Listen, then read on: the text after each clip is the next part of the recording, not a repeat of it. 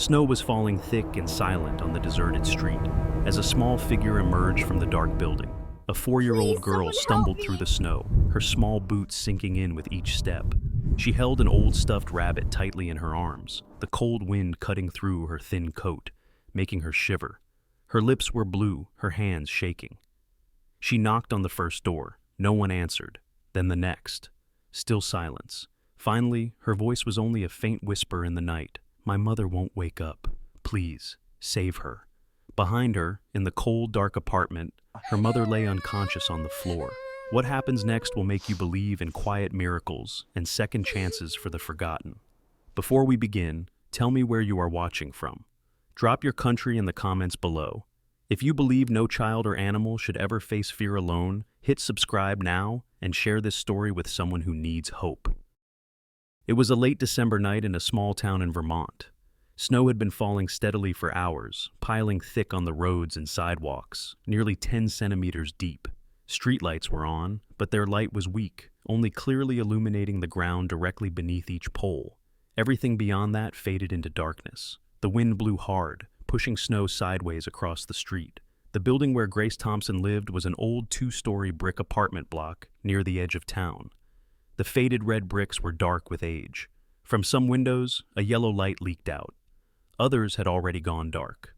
The sidewalk in front was slick with compacted snow and ice. No one was walking outside. Only an occasional car passed slowly, its tires crunching through the snow. The cold was so sharp that anyone standing outside for just a few minutes would feel their fingers growing numb, their breath turning into visible white clouds in front of their face. Inside the small second-floor apartment, Grace sat on the worn sofa with her back against the wall, hugging herself to stay warm. She was in her early 30s, slim, her frame thinner than in the old photo taped to the refrigerator. Her light blonde hair fell to her shoulders, loosely tied into a low bun with a stretched-out rubber band. Her pale skin looked drained under the dim light.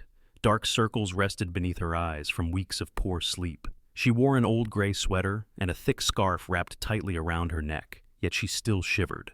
In her right hand, she held a small blood glucose meter, staring at the number glowing on the screen, dangerously low. Beside her lay a scratched insulin pen, its plastic casing worn from repeated use. The refrigerator behind her was nearly empty. A few slices of bread, a little milk, some peanut butter, and half a bottle of juice. The electric heater had stopped working over an hour earlier when the snowstorm knocked out the power across the neighborhood. The temperature inside the apartment dropped fast. Grace's breath was already visible in the dim light. On the old carpet in the living room sat Lily, Grace's 4-year-old daughter, holding a faded stuffed rabbit. She had soft, dark blonde curls tied into 2 small pigtails with pink ribbons. Her round face and small nose were flushed red from the cold. She wore cotton pajamas printed with stars and a thin pink cardigan over them, far too light for this kind of cold, but the warmest layers they had. Lily was lining up broken-colored pencils, trying to distract herself from the sound of the wind howling outside the window. Every few moments, she glanced up at her mother with worried blue eyes, trying to stay quiet and brave. "Come sit with me for a moment," Grace said softly, her voice rough. Lily climbed onto the sofa and curled against her. Grace wrapped her arms around her daughter, feeling the child's small warmth press against her chest. She took a slow breath and felt the room tilt slightly. Earlier that day, she had taken her insulin but eaten only a slice of bread and sipped a little juice, trying to make the last of their food stretch until the next paycheck. She knew how dangerous that was for someone with type 1 diabetes, but between rent, medicine, and feeding Lily, every choice came with a cost. The overhead light flickered once and went completely dark, leaving the room in dim gray shadows lit only by the faint glow through the snow-covered window. The heater was already silent. The apartment felt colder by the minute. Grace heard the wind slam against the glass and something rattle faintly in the hallway as drafts pushed through the cracks. Lily drew closer to her. "Mommy, why is it so dark?" "The storm knocked the power out," Grace said gently. "It'll be okay. We'll just use the blankets." She reached for the thin blanket draped over the back of the sofa and spread it across both of them. As she moved, her hands trembled. Cold sweat formed across her forehead despite the freezing air. Her vision blurred slightly, as if fog had settled in her eyes. She closed them for a moment, hoping the dizziness would pass as it sometimes did. This time it didn't. Her heart raced. Her breathing became short. The sides of her head throbbed. The low number from the glucose meter flashed in her mind like a warning siren. Grace tried to stand, easing Lily off her lap. "Sit here for a moment, sweetheart. Mommy needs to get something to eat." Lily nodded obediently. Grace took a step toward the kitchen. Each movement felt heavier than the last. The floor was icy under her bare feet. The only light came faintly from the window, just enough to outline the counters and cabinets. She opened the cupboard. A small packet of crackers fell into her hands. She tore it open and forced a few into her mouth, chewing quickly. Sugar needed time to work. She wasn't sure she had that time.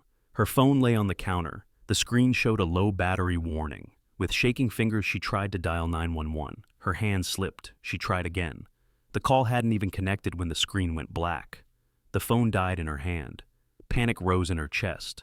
She tried to turn it back on. Nothing. She thought of calling the neighbor below, then remembered that Mr. Daniel, the elderly man who usually checked on them during storms, had gone to stay with his son out of state. Grace leaned against the counter, her knees weakening. The room spun. She turned toward Lily, her voice barely steady. "Lily, come here." But before she could take a step, her foot caught on the edge of the rug. She lost her balance and collapsed hard onto the floor. The dull thud echoed in the silent apartment. Lily jumped from the sofa as her stuffed rabbit fell from her arms. She ran through the darkness to her mother. "Mommy!" she cried, kneeling beside her.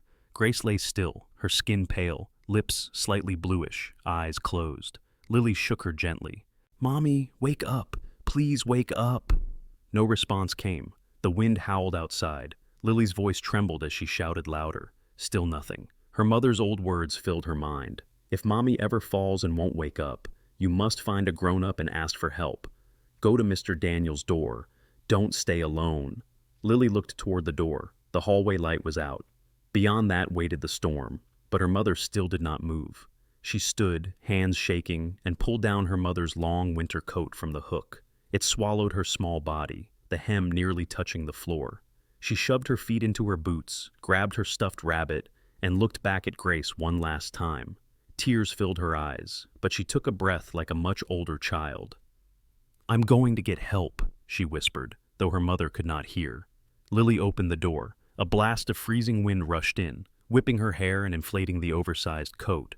The hallway was dark. She stepped out and carefully made her way down the stairs, one slow step at a time.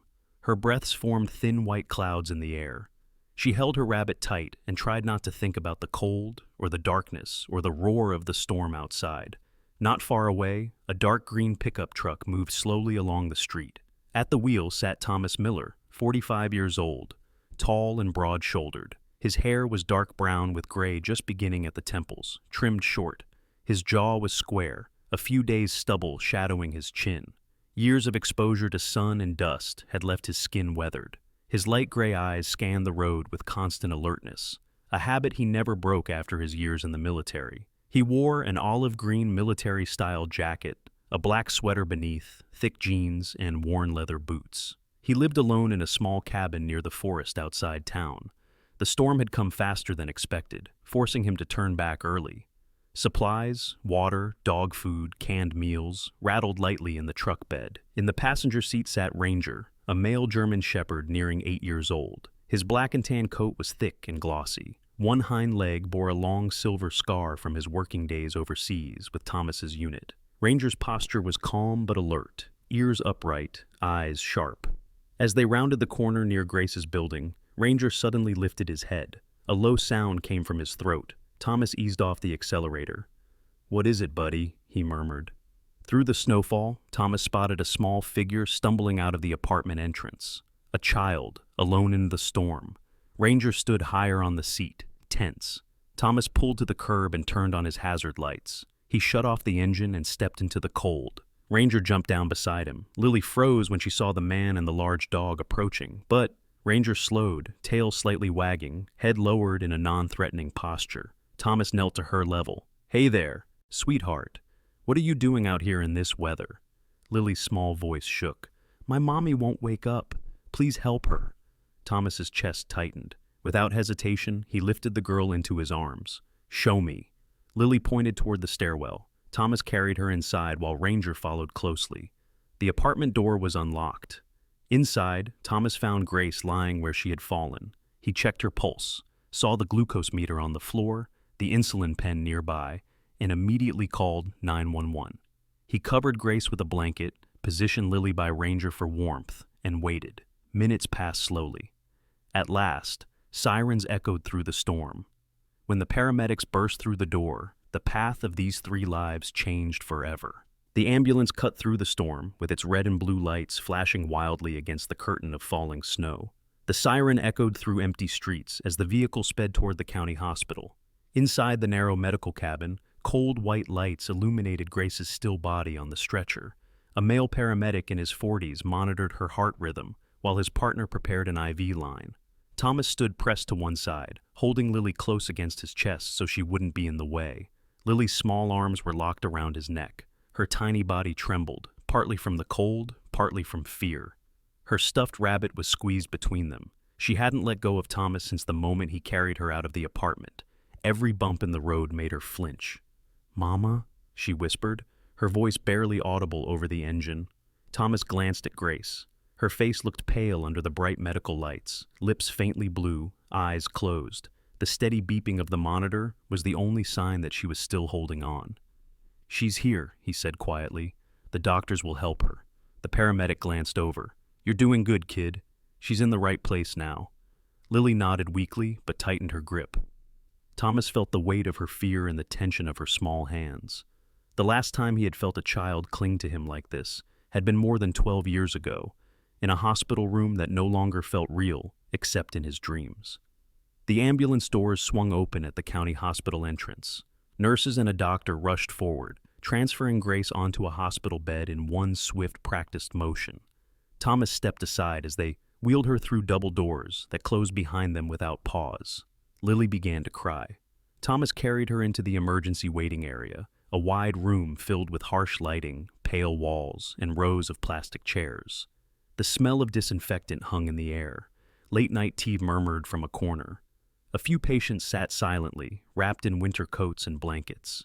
They sat near the wall. Thomas eased Lily onto his lap. She curled into him without hesitation, as if she had known him for years instead of minutes. Ranger lay at Thomas's feet, still and watchful, his ears lifting every time footsteps passed nearby. A woman in her early 50s approached them. She wore a dark sweater beneath a hospital badge and carried a clipboard. Her brown hair was streaked with gray and pulled into a tight bun. Her eyes were tired, but kind. "My name is Karen Brooks," she said. "I'm the on-call social worker tonight." Her gaze moved gently from Lily to Thomas. "Are you family?" Thomas hesitated. "No. I found them during the storm." Karen's eyes softened. "And you stayed with her?" He nodded. The girl didn't have anyone else. Karen crouched to Lily's level. "Sweetheart, can you tell me your name?" "Lily," the girl whispered. "And your mommy?" Karen asked, softly. "Grace." Karen nodded and stood again. "We're working on stabilizing your mother. She came in with severe hypoglycemia. The doctors are treating her now." Lily's fingers clutched harder into Thomas's jacket. "Is she going to die?" she asked. Karen looked at Thomas, then back at Lily. "The doctors are doing everything they can. Right now, she's in good hands." Lily tried to be brave, but her chin trembled. Karen turned to Thomas. "We'll need to locate any relatives. Do you know if Grace has family in the area?" He shook his head. "She didn't mention anyone." Karen glanced at her clipboard. "We'll try to check her records. In the meantime, Lily can stay here in the waiting area." She paused. "But hospital policy doesn't allow minors to remain unaccompanied for long without a legal guardian." Thomas understood the unspoken words. "What happens if you can't find anyone?" Karen sighed. "If we can't locate next of kin and the mother doesn't regain consciousness soon, we'll need to arrange temporary protective custody." Lily didn't understand the words, but she felt the change in tone. "I don't want to go with strangers," she whispered. Thomas looked down at her. Her blue eyes were wide and exhausted. She smelled faintly of cold air and laundry soap. He felt the familiar tightening in his chest, the same pressure he had felt long ago when someone else had looked at him with that same fear. "I'll stay with her," he said to Karen. Karen studied him carefully. "You're not related to her." "I know," he replied, "but she knows me, and my dog." Ranger lifted his head as if on cue. Karen hesitated. The hospital was quiet at this hour. "That's not a decision I can make on my own. But for now, she can remain here with you until we know more about her mother's condition." Lily rested her head against Thomas's chest. The warmth of the building and the exhaustion finally caught up with her. Her eyes blinked heavily. Near midnight, a nurse emerged from the double doors. She was a young woman with short blonde hair and steady hands. "Grace Thompson?" she asked. Thomas stood immediately. "That's her." "She's stable," the nurse said. "We've managed to bring her glucose levels back up. She's still unconscious, but her vital signs are improving." Lily stirred at the sound of her mother's name. "Mommy?" "Not yet, sweetheart," the nurse said gently. "But she's safer now." Karen exhaled softly in relief. "That's good news." The nurse looked at Thomas. "Are you staying with the child?" "For now." She nodded. "You can both wait here. We'll let you know if anything changes." Hours passed slowly. Lily slept curled against Thomas, her fingers still twisted in the fabric of his jacket. Ranger lay beside them, his body forming a quiet barrier between them and the rest of the room. Thomas barely moved. His thoughts drifted backward despite his efforts to keep them grounded. Snow, a different storm, a different hospital. A small boy with dark hair and a bright smile that reminded him of Lily's. His son. The phone call that had come too late. The hallway that smelled of bleach and sounded just like this one. The empty room where he had arrived after everything had already ended. The sound of machines that would never save a life again. Thomas shifted slightly, fighting the memory that pressed behind his eyes. He had spent years running from moments like this. Living in the woods had been easier than facing the spaces where hope and loss shared the same air. Sometime near dawn, Lily woke up frightened, disoriented. "Where are we?" "At the hospital," Thomas said. "Your mom is here too." "My mommy's here?" she asked, sitting upright. "Yes." Tears filled her eyes again, but this time they were quieter. Karen returned with coffee and a small carton of milk she had taken from the staff kitchen. Lily sipped slowly while Thomas drank the bitter coffee without tasting it. "Good news," Karen said. "Grace is regaining consciousness. The doctor believes she'll wake within the next few hours." Lily's face lit up for the first time since the storm. "Can I see her?" "Soon," Karen replied, "when the doctor says it's safe." Thomas felt the tension in his shoulders ease just a little. As the morning light faded into the gray haze of winter dawn, Karen returned again, this time with a more serious expression. "I've checked Grace's records," she said quietly. "She has no listed emergency contacts, no spouse, no parents still living, no siblings on file." Lily tightened her grip on Thomas again. "I don't have anyone else," she whispered. Karen looked torn.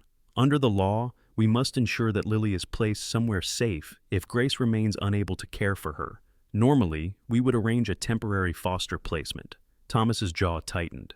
The word foster hit deeper than he expected. He lowered his voice. "How long would that take?" "Sometimes hours, sometimes days, depending on availability."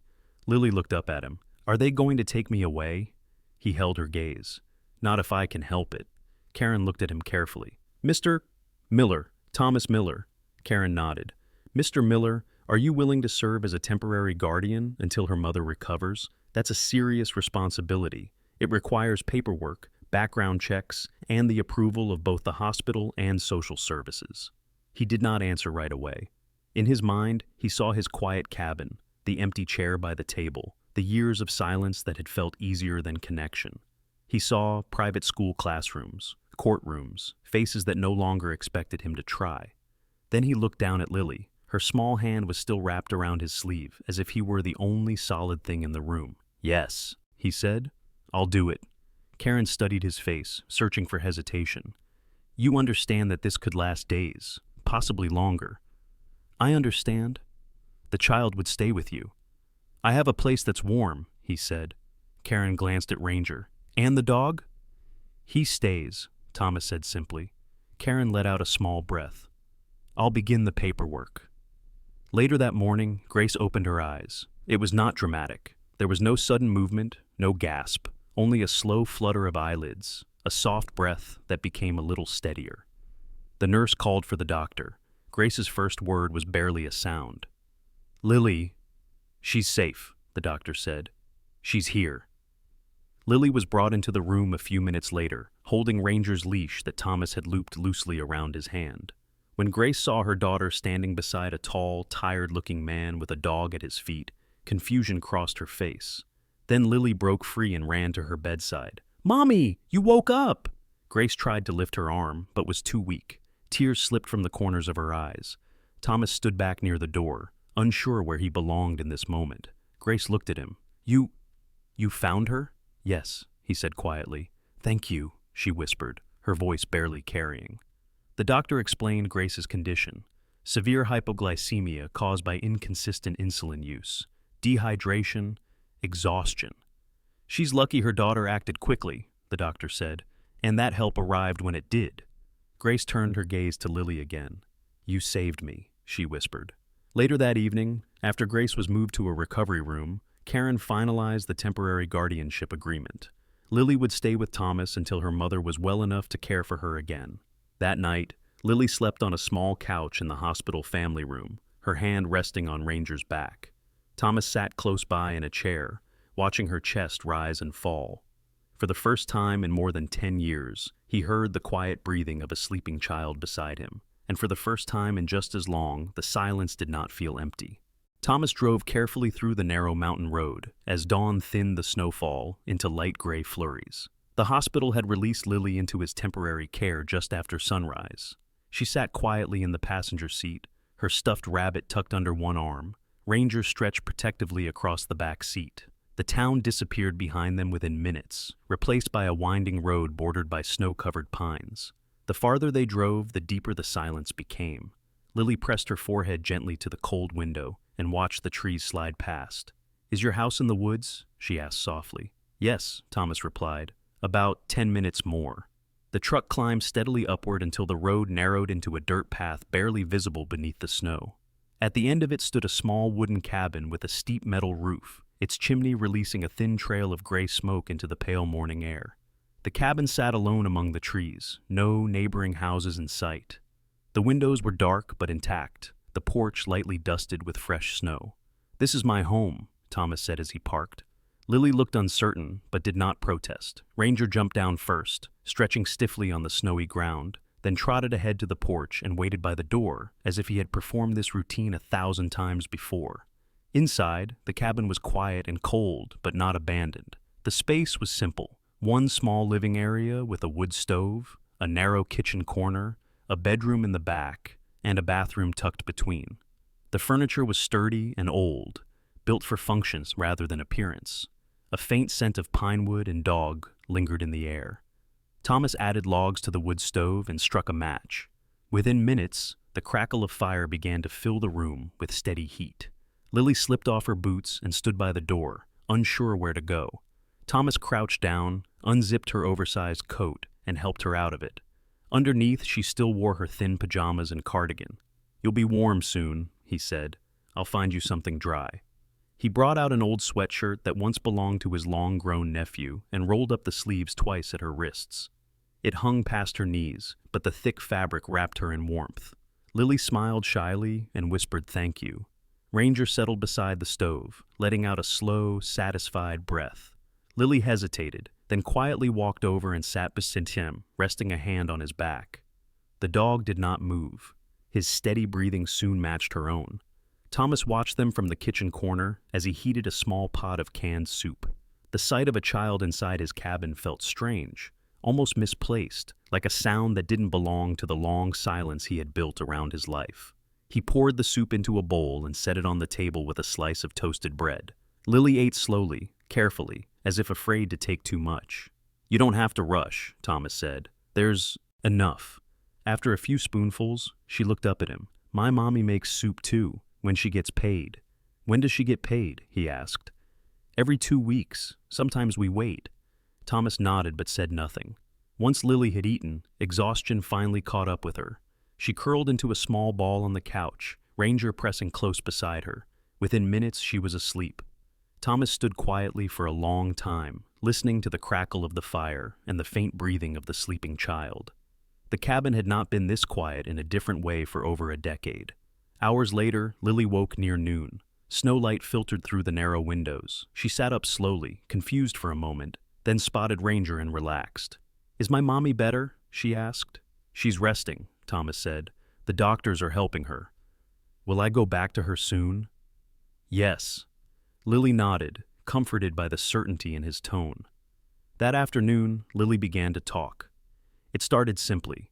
Small things, scattered between drawing with old pencils Thomas found in a drawer, and helping him point at pictures in a worn deck of playing cards. But slowly, without realizing it, she told him about her life. "My mommy teaches little kids. She has lots of books," Lily said. "She says learning helps people be brave." "What do you like to learn?" Thomas asked. "How to read big words, and how to draw cats.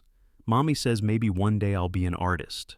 She spoke of a small apartment with peeling paint, of winters that were always too cold, of a heater that worked only sometimes. She explained that her father had gone away before she could remember his face. "Mommy says he didn't know how to be a dad." And eventually, without understanding the weight of her own words, Lily spoke of medicine. My mommy has to use a pen every day. Sometimes she says she feels funny when she doesn't eat enough. She gets dizzy." Thomas felt a familiar tightening in his chest as he listened. "She doesn't always use the whole pen," Lily added. "She says we need it to last." That evening, Thomas sat alone at the small kitchen table while Lily slept in the back room with Ranger curled beside her. The crackling fire filled the cabin. Outside, the storm had moved on, leaving behind a deep, wet blanket of snow. Thomas stared at his hands, rough and scarred, resting on the wood-grain table. For years he had lived without neighbors, without family, without any responsibility other than feeding his dog and chopping wood for winter. Now, in less than a day, a child had walked into that life and shaken its structure down to the foundation. He reached for his phone and hesitated. Then he scrolled to a contact he had not used in years. VFO Northwood Post, the local Veterans of Foreign Wars chapter. Thomas stepped outside onto the porch, shutting the door gently behind him so as not to wake Lily. The cold bit into his skin. The call connected after 3 rings. "Northwood VFW, this is Bill." "This is Thomas Miller," he said. "I don't know if you remember me." There was a short pause. "Tommy? Hell, I'd remember you anywhere. You still hiding in the trees?" Something in Thomas's chest loosened just a little. "Yeah." Bill's voice softened. "What can I do for you?" "There's a woman in the county hospital," Thomas said. "Single mother, diabetic, nearly died last night because she couldn't manage her insulin regularly. Her 4-year-old daughter is with me right now." Silence filled the line for a moment. "You asking for help?" Bill asked carefully. "Yes." Bill didn't hesitate. "Then you've got it. I'll call Margaret at St. Luke's. She's the nurse who helps us with medical cases. And I'll talk to Pastor Reed at the church. We'll start there." Thomas swallowed. "Thank you." The next morning brought clear sky and sharp cold. Lily awoke smiling for the first time since the storm. Thomas helped her wash up, then made simple breakfast, eggs and toast. She ate eagerly. Bill arrived an hour later in a white pickup truck, bearing the faded VFW logo. He was in his late 60s, short and stocky, with a thick gray mustache and heavy winter coat. He looked from Thomas to Lily without surprise. "So, this is the kid," he said softly. Lily nodded shyly. Bill removed his hat in a small, respectful gesture. "You staying with Tom for now, huh?" "Yes, sir," Bill smiled. "You're safe here." He told Thomas that Margaret, the retired trauma nurse who volunteered with the VFW, was reviewing Grace's hospital case. The church had already agreed to coordinate emergency assistance if needed. Thomas listened in silence, the weight of the situation settling deeper, but somehow feeling less heavy now that it was shared. That evening, Thomas drove Lily back to the hospital to visit her mother. Grace was conscious now, though weak. Her skin was pale. Her hands trembled slightly as she reached for Lily. "My brave girl," Grace whispered as she held her daughter close. Tears slid down her cheeks. "You saved me." Grace looked up at Thomas, her eyes filled with exhaustion and gratitude. "I don't understand why a stranger would do all this," she said quietly, "but thank you for keeping her safe." Thomas nodded. "She kept me company too." Grace managed a weak smile. As Thomas and Lily left the hospital that night, a thin trail of smoke rose again from the cabin chimney in the woods. For the first time in many years, the silence inside that small house no longer felt empty. The hospital corridor smelled of disinfectant and old coffee. Late afternoon light filtered through the narrow windows at the end of the hall as Thomas stood outside Grace's room with his hands in his jacket pockets. Lily sat on a plastic chair beside him, her legs swinging gently back and forth, Ranger lying quietly at her feet. A woman in pale blue scrubs approached them with measured steps. She was in her early 50s, medium height, with short auburn hair tucked neatly behind her ears. Fine lines framed her eyes, the kind that came from years of night shifts and difficult conversations. Her name tag read, Margaret O'Neill, RN. "You must be Thomas Miller," she said. Thomas nodded. "You Margaret?" "Yes. Bill called me early this morning." She glanced down at Lily and softened immediately. "You must be the young hero I've been hearing about." Lily hid half behind Thomas's leg, peeking out shyly. Margaret crouched to her eye level. "Your mom is resting comfortably. Doctors stabilized her blood sugar through the night. She's weak, but she's out of immediate danger." Lily's shoulders relaxed for the first time all day. "Can I see her now?" "In a little while. She's still very tired." Margaret stood and turned to Thomas. "Walk with me." They stepped aside near the nurse's station. The soft rhythm of medical equipment sounded behind them. Margaret pulled out a tablet. "Your friend Bill asked me to look into Grace Thompson's file. She's been rationing insulin for months. It's not unfamiliar. The problem isn't compliance, it's affordability." Thomas clenched his jaw. "She nearly died." "Yes," Margaret held his gaze steadily. "And she would have eventually without intervention." "What can be done?" Margaret took a slow breath. "Short term, we can enroll her in emergency pharmaceutical assistance programs. That buys us months, not years. Long term, she needs stable income, insurance coverage, and consistent care." Thomas nodded slowly. "The VFW will help." "Good," Margaret said, "and the church is already mobilizing." That evening, Thomas drove Lily to St. Mark's Church for the first time. The small brick building stood at the edge of town, its steeple dusted with fresh snow. Inside, warm yellow light filled the hall, and the hum of quiet conversation mixed with the clatter of folding chairs. Pastor Reed greeted them at the door. He was a tall man in his late 50s, with silver hair and tired eyes that still held warmth. He shook Thomas's hand firmly. "Bill told us everything," he said. "You did the right thing bringing this to the community." Tables were arranged along the walls. Volunteers, mostly older men and women, sorted boxes of canned food, winter coats, blankets, and school supplies. Lily stared in quiet wonder. Margaret guided them to a small side room, where a few members of the congregation were seated. Names were exchanged. Stories were shared quietly. Plans began to form. "We can cover temporary medical expenses," said a retired couple from the congregation. "There's a women's support network 2 towns over," another woman added.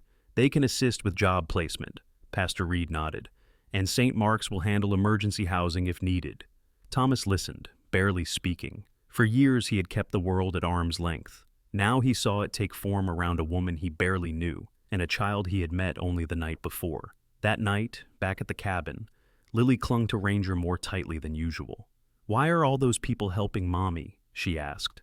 "Because that's what people do when someone needs help," Thomas answered. "But you helped first," Lily said. Thomas said nothing. The following days unfolded with quiet intensity. Margaret checked on Grace daily. The VFW delivered groceries to Grace's apartment and placed temporary heaters inside until power disruptions fully stabilized. The church coordinated donations. Lily returned to Thomas's cabin every evening after visiting her mother.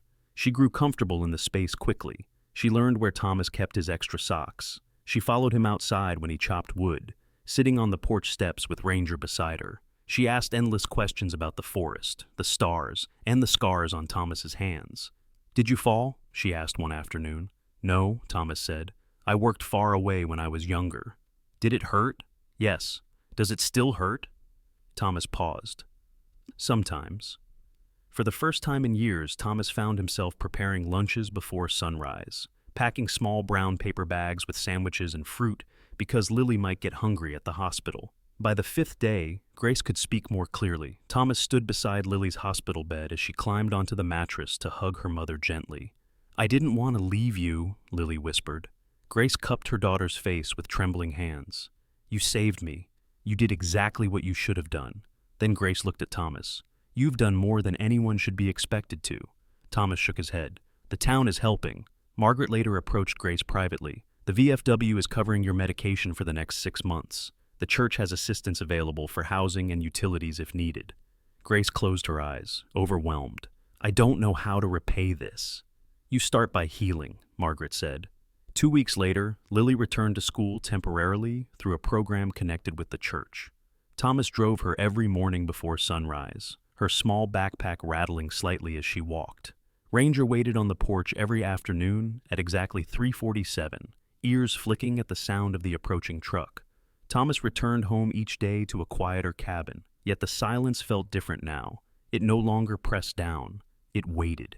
Late one evening, he sat alone at the table, rolling a coffee mug between his palms. Ranger lay nearby, eyes heavy. Thomas reached into a drawer and unfolded a small, framed photograph he had not touched in years. A young girl smiled up at the camera from the grayscale surface. Snow clung to her braided hair. His daughter. She would have been Lily's age, he murmured. Ranger lifted his head. Thomas stared into the fire until the flames blurred. He had not planned this. He had not sought it. But the quiet life he had built in isolation was no longer solely his. And something in that realization did not feel like loss. It felt like a door reopening. Grace first became fully aware of the world through sound, the steady beep of a monitor, soft footsteps in the hall, a distant murmur of voices. The smell of antiseptic filled her lungs as she drew a slow, careful breath. Her eyelids felt heavy, as if sleep were trying to drag her back under, but she forced them open. White ceiling, white walls, IV lines, hospital. Memory returned in fragments. Cold air in the apartment, the dizzy wave that had knocked her off her feet, Lily's small voice calling her name. Her heart rate spiked. "Lily?" she whispered, her throat dry. The nurse at the station noticed her movement immediately. Margaret stepped into the room within seconds, calm and efficient as always. "Easy, Grace. You're safe." "My daughter," Grace said, panic pushing past the weakness in her body. "Where is my daughter?" Margaret moved closer, resting one steady hand on Grace's arm. "Your daughter is safe. She's with Thomas Miller. He's the man who found her that night and brought her in." Grace's brow creased in alarm. "A stranger?" "Yes," Margaret said calmly, "but not alone. The hospital placed Lily in his temporary care under emergency supervision. She has been visiting every day." Grace stared at the ceiling, trying to process the words. A stranger. Her child had been sleeping in a stranger's house while she lay unconscious. Margaret leaned in slightly. "Grace, if he hadn't found her, you wouldn't be here right now." Silence settled between them. Grace closed her eyes. Tears gathered at the corners, slipping down into the pillow. "I left her alone," she whispered. "No," Margaret said gently. "You survived long enough to be saved, and your daughter was brave enough to find help. You did not fail her." That afternoon, Thomas brought Lily to the hospital.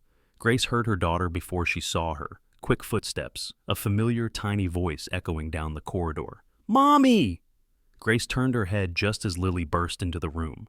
The child climbed awkwardly onto the bed, wrapping her small arms around her mother's neck. "I found help," Lily said proudly through tears. "The nice man and the dog helped you." Grace held her daughter with shaking arms, pressing her cheek into the soft hair that still smelled faintly of wood smoke from the cabin. "You saved me," she murmured. "You saved Mommy." Thomas stood back near the door with Ranger at his side.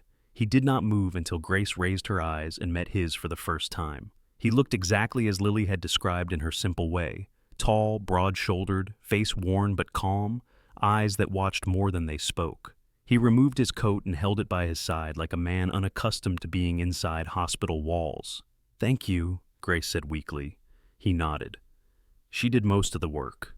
Grace attempted a small smile. Later that evening, after Lily fell asleep in the visitor's chair beside the bed with Ranger curled beneath her, Grace asked Margaret to stay and speak with her privately. Margaret sat by the bedside, folding her hands. "We've arranged emergency coverage for your insulin for the next 6 months. VFW funds and a matched donation from the church." Grace's face tightened, with a mixture of relief and shame. "That's too much." "It's enough to stabilize your health," Margaret said. "And that matters." Grace hesitated. "They told me Lily stayed at Thomas's cabin. I don't know how to feel about that." Margaret studied her carefully. "You feel afraid because you weren't there, and grateful because he was." Grace nodded slowly. The following morning, Thomas returned alone. Lily had gone back to the cabin with Pastor Reed's wife, so Grace could rest without fatigue. Ranger waited outside. Thomas took a seat beside the bed, folding his hands on his knees. Grace looked at him directly. "I don't understand why you would bring a stranger's child into your home." Thomas lowered his eyes briefly. "I didn't have time to understand. She asked for help." Grace swallowed. People don't usually help without wanting something. Thomas was silent for a long moment. I didn't help her because I wanted something. I helped because I lost someone once when help came too late. Grace did not press him further. Margaret returned midway through the conversation. Grace, the social services coordinator, will speak with you today about aftercare and housing. Your current apartment does not meet medical recovery standards. Grace sighed. I know. Thomas rose to leave.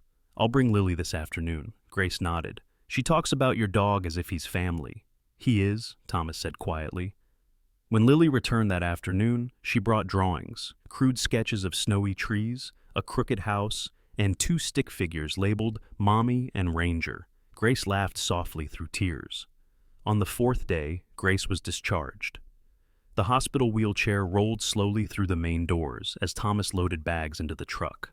Lily bounced at Grace's side, excited and nervous all at once. They drove first to Grace's old apartment so she could collect belongings. The unit smelled stale and cold when the door opened. Heat had clearly failed again. The cracked window pane still leaked winter air. The refrigerator stood almost empty. Grace moved slowly, embarrassed under Thomas's quiet gaze. It's not usually this bad, but it is now, he said gently. Grace said nothing. They carried out what little they could fit. Clothes, Lily's books, kitchen tools. Thomas did not comment. He did not judge. But Grace saw the reality of her life reflected in the silence between his careful movements. That evening, Pastor Reed met them outside a temporary housing facility 2 blocks from the church, a clean, modest apartment reserved for emergency placement. Volunteers waited inside with groceries and blankets. This is just until things stabilize, Pastor Reed assured her. Grace pressed her lips together. Thank you. That night, after Lily was settled into a borrowed bed with fresh sheets, Grace sat alone at the kitchen table of the unfamiliar apartment. The quiet felt fragile, like glass. A knock came at the door. Thomas stood there with Ranger on a leash. Grace stiffened at first, then moved aside. Come in. He stepped in hesitantly. Ranger sniffed briefly and settled near Lily's bedroom door as if on instinct. I wanted to return Lily's coat, Thomas said, and these. He placed a small bag of medicine on the table, extra test strips and emergency glucose supplements. Grace stared at them. I don't know how to repay you. Thomas shook his head. You don't have to. For the first time in years, she said quietly, my child sleeps without fear. That is not something I can ignore. Thomas met her gaze. Then don't. Just stay alive for her. Grace's eyes filled. 2 weeks passed. Grace regained her strength slowly. Margaret continued overseeing her medical care. Lily resumed full attendance at school through the church's education liaison. Volunteers rotated transportation and grocery support. Thomas returned to the cabin each night to an unfamiliar stillness. He had grown used to Lily's questions, to the clumsy clutter of crayons on his table, to the rhythm of small footsteps beside Ranger's steady presence. Without her, the cabin returned to what it had always been, silent. He chopped wood each morning, worked through long afternoons, trained Ranger out of habit. One evening he returned to find Grace waiting near his porch, wrapped in a borrowed coat. Lily stood beside her holding Ranger's leash, beaming. I wanted to thank you properly, Grace said. You've already done that, he replied. She shook her head. No, I wanted to look you in the eye and say that my daughter is alive because of what you did, and so am I. Thomas nodded. You would have survived. The town stepped in. Grace hesitated, then said, the town stepped in because you stepped first. They stood in silence, snow falling lightly once more. For the first time since his own loss, Thomas felt a presence beside him that did not reopen a wound, but stitched something closed. The first morning Grace woke up in the temporary apartment. She lay still for a long time, listening. There was no hum of faulty wiring in the walls, no sudden clank from the old radiator that used to startle her awake. Only the faint sound of traffic several blocks away, muted by thick walls and heavy curtains. The room was warm. For the first time in months, she did not wake with her teeth chattering. She turned her head and saw Lily sleeping on the narrow bed beside her. The blanket pulled almost to her chin. One hand curled around the worn stuffed rabbit. Grace watched her daughter's slow, steady breathing and felt something unfamiliar settle in her chest. Safety. Later that morning, Margaret arrived with a clipboard and a quiet smile. Your blood sugar readings are stable. That's a good sign. We'll keep monitoring closely this week. Grace nodded. Thank you for everything you've arranged. Margaret hesitated. There's something else. The center wants to help you find a permanent place once you're cleared. Grace sat up a little straighter. A real apartment? Yes. Smaller than this, but safer than your old one. And the VFE will continue covering your medication for at least 6 months. Grace closed her eyes. The weight of constant calculation, how many days of insulin remained, how much food could be stretched, lifted just enough for her to breathe without panic. School resumed for Lily the following Monday. Each morning, a church volunteer picked her up at the door. Lily went willingly, her backpack bouncing against her shoulders, but she glanced back toward the empty stairwell, where Ranger sometimes waited just out of sight. Grace noticed. That afternoon, when Lily returned, she asked quietly, "When can I see Ranger again?" Grace knelt in front of her. "Soon. But remember, Ranger lives with Thomas." "I know," Lily said, "but he watches me like a guard." Grace smiled faintly. "That's what old soldiers do." 2 days later, Thomas drove Lily to the apartment himself. Grace had not asked. He simply arrived. Ranger jumped out first, tail wagging in measured arcs rather than wild sweeps. Lily squealed and threw her arms around his neck. "I missed you!" Thomas stood back with his hands in his coat pockets. Grace noticed the faint dark circles beneath his eyes. "Would you like to come in?" she asked. He hesitated, then nodded. The apartment still smelled faintly of cleaning solution and fresh paint. Borrowed furniture stood in careful rows. On the table sat a paper bag of donated groceries. Thomas scanned the room once, as if assessing a shelter. "It's warm," he said. "It's safe," Grace replied. They sat at the small table while Lily played on the floor with Ranger. For a moment, none of them spoke. "I'll be returning to work in 3 weeks," Grace said finally. "Margaret helped me fill out the medical leave paperwork. The school is holding my position." "That's good," Thomas said. Grace studied him. "And Lily will be with me. That's what everyone keeps telling me I should be excited about." Thomas nodded again, his expression unreadable. Lily wandered over and placed Ranger's leash into Grace's hand. "You hold him too." Grace took it awkwardly. Ranger sat calmly beside her, as if he had done this many times before. That evening, Thomas drove back alone. At the cabin, the fire burned low. The table was cleared except for a mug that had grown cold hours earlier. Ranger settled near the hearth, ears half raised. Thomas sat with his elbows on his knees. The silence pressed heavier than usual. For the first time since Lily entered his life, the cabin felt too quiet. A week passed. Grace grew stronger. Her hands no longer trembled when she tested her blood sugar. She began walking Lily to the corner when the weather allowed. They built routines around safety instead of survival. Thomas stayed away. Margaret noticed. "People like him," she told Grace one afternoon, "always leave first so they won't be the ones left behind." Grace did not respond. On the 10th day, Grace took Lily's hand and led her down the road toward the cabins beyond town. Thomas was chopping wood behind his cabin when he heard the sound of small boots crunching through snow. He looked up. Lily stood 20 feet away, her red coat bright against the gray-white landscape. Grace stood just behind her. Ranger broke into a run. Lily laughed as he knocked her backward into the snow. Thomas did not move at first. Grace watched him carefully. He looked thinner than the last time she had seen him. "We won't stay long," she said. "I just didn't want Lily thinking goodbyes had to be quiet." Thomas lowered the axe. "She's always welcome." Lily tugged his sleeve. "Uncle Thomas, Mommy says we're going to live in a real apartment now." "That's good," he said. She tilted her head. "You can visit too." Thomas did not answer. Only later, when Lily and Grace had gone, did he realize Ranger was still watching the road. That night, Lily cried quietly in her bed. Grace sat beside her. "You'll see him again, I promise." "But he looks lonely," Lily whispered. Grace swallowed. A letter arrived 3 days later from the Women's Support Center. A new apartment unit had become available closer to the school, reduced rent through a community housing program, lease assistance through the VFW. Grace read the letter twice. "How far is it from Thomas's cabin?" Lily asked. Grace smiled sadly. "Far enough that we won't walk." Moving day came on a cold but clear morning. Volunteers loaded the few belongings Grace owned into borrowed trucks. The church provided donated furniture. Margaret supervised the process while making jokes to hide her relief. Thomas arrived late. He stayed at the edge of the scene, helper to no one, eyes following Lily as she ran between boxes. When the last truck pulled away, Lily stopped in front of him. "You promised you'd visit," she said seriously. "I will," he replied. She studied his face for a long moment, then hugged him without asking. Thomas stiffened, then returned the embrace with one careful arm. Grace stood several feet away, unsure whether to interfere. When they separated, Lily held up her stuffed rabbit. "He'll watch your dog if Ranger ever naps." Thomas almost smiled. That night, Lily slept in her new room. The walls were bare, the bed was second-hand, but the heat worked, the locks were solid. The neighbors were families, not strangers who kept their doors shut. Grace sat on the edge of her daughter's bed long after she fell asleep. She whispered into the quiet, "We made it." Across town, Thomas stood on his porch alone. For the first time in years, no one inside needed him. The following weeks unfolded carefully. Grace returned to school part-time.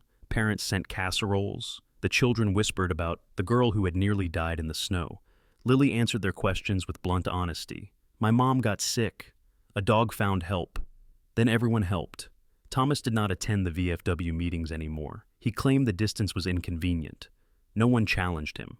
Ranger aged quietly these weeks, his movements slower, his breathing heavier in sleep. One afternoon, Thomas collapsed on his porch after pushing himself too hard in the cold. Ranger barked until a passerby stopped. This time, help came quickly. Grace arrived at the hospital 2 hours later, pale and shaking. She found Thomas awake but disoriented. Margaret stood beside the bed once again. "Heat exhaustion and blood pressure drop," Margaret explained. "You're stubborn, but not invincible." Grace stood at the bedside. "You saved my life." Thomas met her eyes weakly. "And you brought me back." That evening, Lily climbed into the hospital bed beside him and fell asleep with Ranger at her feet. The nurses allowed it. For once, Thomas did not push them away. Thomas woke to the sound of breathing that was not his own. For a moment, disoriented by antiseptic and the faint hum of hospital equipment, he thought he had slipped back into an old dream from another life. Then a smaller, softer breath reached his ears. He turned his head. Lily was asleep in the chair beside his bed, her knees tucked to her chest, one hand resting on Ranger's broad head. The dog lay on the floor, alert despite his age, eyes half open and fixed on Thomas as if counting each breath he took. Grace stood by the window, her arms folded tightly around herself. "You scared us," she said quietly when she realized he was awake. Thomas swallowed. His mouth was dry. "Didn't mean to." "You never do," she replied. Margaret entered moments later with a chart tucked under her arm. Blood pressure stabilized, dehydration, exhaustion, nothing permanent, but you're running your body like it's still 30. Thomas let out a slow breath. "It used to be." Margaret's eyes shifted briefly to Grace, then back to Thomas. "You don't get to pretend you're alone anymore, not after what you've pulled half the town into." Grace frowned slightly. "What do you mean?" Margaret hesitated only a second. "The community got mobilized again last night. Word spreads quickly when something goes wrong around here." Grace's phone buzzed in her pocket, as if summoned by the words. A message from the Women's Center flashed across the screen. "Urgent.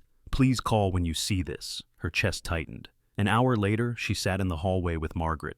"The Housing Foundation reviewed several files last night," the coordinator had explained over the phone. "Due to new funding restrictions and updated liability policies, we cannot continue supporting your lease after next month." Grace's head spun. "That's impossible. We just moved in." "I know, and I'm truly sorry. There have been multiple policy changes at the state level."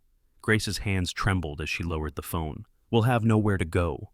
Margaret's jaw tightened. "We will not let you fall again." It was nearly evening when Grace returned to Thomas's room. He was sitting up now, one arm resting on the blanket, Ranger at his side on the bed despite the posted rules. She stood in the doorway for several seconds, gathering nerve.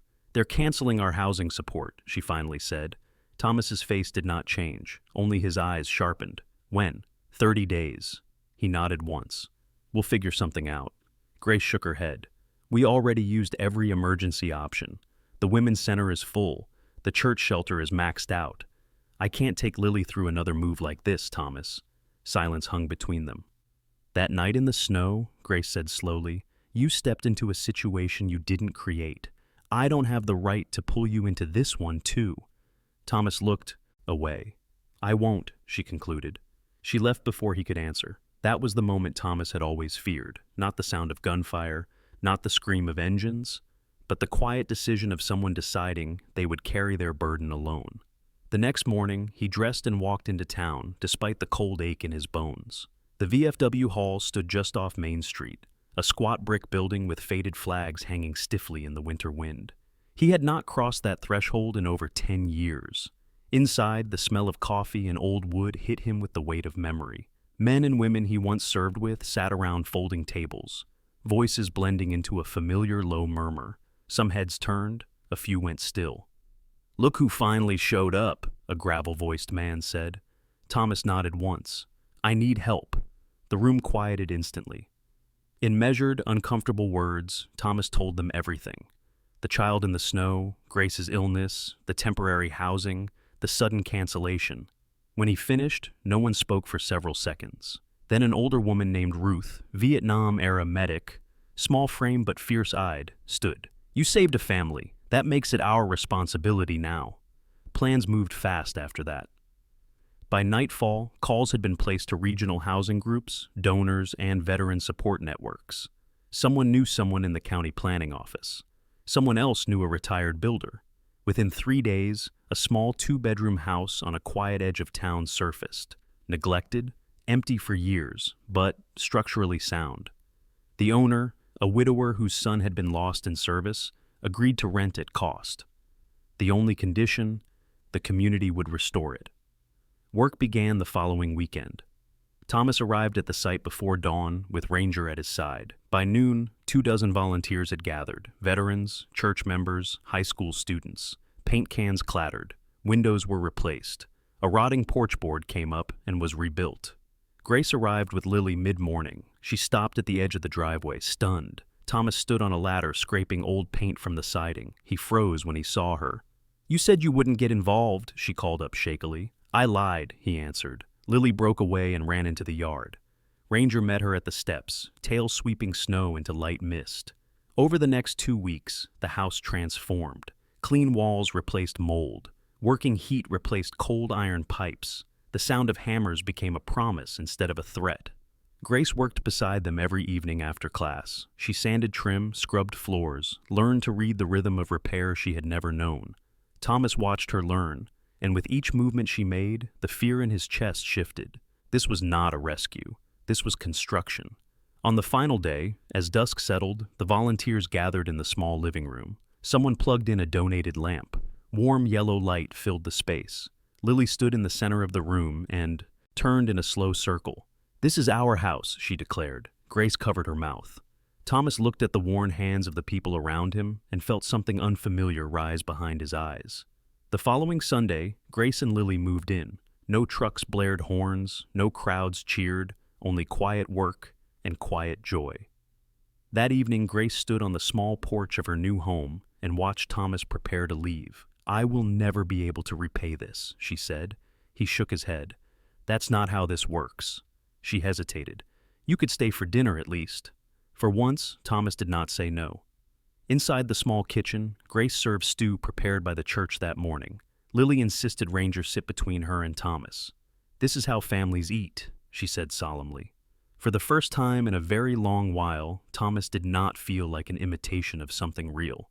Later, as he prepared to leave, Grace walked him to the door. "Why now?" she asked quietly. "Why did you finally come back to the world?" Thomas considered the question. "Because for the first time," he said, "running felt like abandoning someone. And I've done that once already in my life. I won't do it again." Grace watched him go with a weightless chest she had not felt in years. Behind her, Lily whispered to Ranger, "Uncle Thomas isn't lonely anymore." Winter softened slowly. Snow still came, but it no longer meant survival. It meant rebuilding. Grace's small house settled into quiet routines. The porch light flicked on each evening at dusk. The wind still rattled the windows, but warm air flowed through the vents now. Lily walked to school with her backpack bouncing gently against her shoulders, no longer watching every passing stranger with fear. And Thomas returned to his cabin alone. The drive back through the forest felt different this time. The trees stood as they always had, snow clinging to branches, shadows stretching long across the frozen ground. Yet something inside him no longer echoed the same way. The silence did not bite anymore. That first night back, Thomas lit the fire and sat by it without moving for a long time. Ranger curled beside him, older bones easing deeply into the warmth. The flames reflected in the dog's tired but steady eyes. Thomas rested his hand on Ranger's broad back. "We didn't lose them this time," he said quietly. Ranger huffed once, tail brushing the wooden floor. Every Saturday after that, a blue sedan appeared at the edge of the forest road. Grace never called ahead. Lily never needed to. Thomas always knew when they were coming, because Ranger would stand before Thomas heard the tires on snow. The dog's ears lifted long before the engine stopped. And for the first time in many years, Thomas found himself standing at the door before someone knocked. They brought soup, drawings from school, stories from town, small pieces of a world Thomas had once fled. Grace never asked him to leave the forest. Lily never asked him to come live with them. They met in the space between. Spring reached Vermont late that year. The first green shoots pushed through melting snow just as Lily's birthday arrived. She turned 5 under paper decorations the church had saved from Easter. Thomas stood in the back of the fellowship hall beside Ranger, watching from a distance until Lily spotted him. She ran straight into his chest. "You came," she said. Thomas tightened his arms around her. "I promised." Grace watched them from across the room, with quiet eyes full of something that looked like relief. 3 weeks later, Grace received her first full-time teaching contract. Not for a substitute role, not temporary, permanent. She stood in the kitchen holding the letter with trembling hands. Lily danced around her in uneven circles. Thomas listened quietly from the table while Ranger rested between their feet. "We're going to be okay," Grace whispered. Thomas nodded. "You already are." The first real storm after that came in early May. Heavy rain hammered the forest without warning. Thomas woke to the sound of falling branches and felt something familiar tighten in his chest. Old reflexes surged, heart racing, breath shallow, hands gripping the edge of the bed as if it were a rifle. Ranger rose instantly and pressed into Thomas's legs. This time, Thomas did not freeze alone.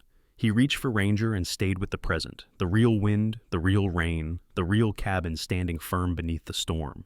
And when the thunder faded, so did the memory that tried to take him with it. The past lost its grip. Weeks later, the dedication of the new Veterans Housing Wing took place outside town. Grace and Lily attended with Thomas beside them. Cameras captured smiles and speeches, but what mattered happened quietly behind the crowd. Grace turned to him. "You brought a town back together, not just us." Thomas shook his head. "You did." She smiled faintly. Maybe God just needed willing hands. Thomas did not answer immediately. He had stopped going to church long ago, not out of disbelief, but out of anger. Prayer had felt hollow in the desert, hollow under gunfire, hollow beside hospital walls. Yet standing there, watching Lily laugh among strangers who had become family, the idea of something larger than chance no longer felt impossible. "I used to think miracles were loud," he said slowly.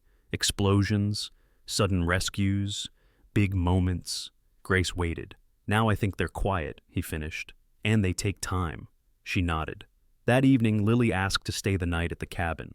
Thomas hesitated once, habit pulling at him, then said yes. Under the gentle light of the hearth, Lily sat between Thomas and Ranger, drawing pictures on scrap paper. She drew the house with the porch light on. She drew her school. She drew the forest. She drew Thomas standing beside a dog. "Why did you live alone for so long?" she suddenly asked, her small voice cutting through the crackle of the fire. Thomas considered the truth. "Because I lost someone once," he said, "and I thought if I stayed alone, I wouldn't lose anyone again." Lily studied him for a long moment. "You don't lose people when they go," she said slowly. "Mom says you only lose them when you forget." That night, Lily slept by the fire with Ranger curled protectively around her. Thomas sat awake longer than necessary, watching both of them breathe steadily in the quiet glow, and he knew. The forest no longer owned him. He belonged to the world again. Summer came gently. The final scene unfolded not with sirens or storms, but with routine. On a crisp Sunday morning, Grace, Lily, Thomas, and Ranger walked together toward the church. Bells rang softly through the town square. Sunlight glinted against the windows of shops and homes. Thomas had once walked these same streets as a stranger. Now, hands waved to him from doorways. Inside the church, Grace bowed her head. Lily folded her hands carefully together, copying her mother. Thomas hesitated, then followed. The prayer was simple, for safety, for healing, for those still lost. Thomas did not pray for himself, yet something deep inside him settled, as if God quietly heard him anyway. After the service, as families gathered and laughter Passed easily between them, Grace turned to Thomas. "We never thanked God together," she said softly. Thomas looked at Lily. "Then let's start now," he answered. They stood beneath the wide Vermont sky. 3 lives once broken at different edges of the world, now standing within the same circle. No riches, no seam, only warmth that spread slowly, like embers catching hold.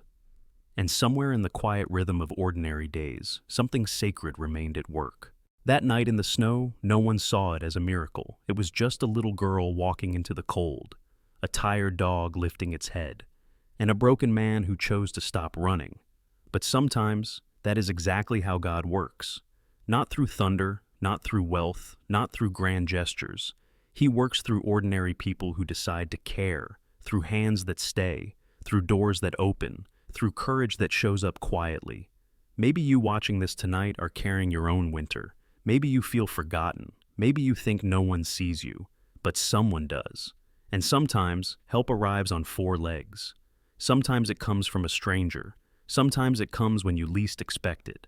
If this story meant something to you, carry it forward. Share it with someone who needs to be reminded that they are not alone. Leave a comment and tell us where you're watching from. And if you believe in these small, quiet miracles, stay with us by subscribing to the channel.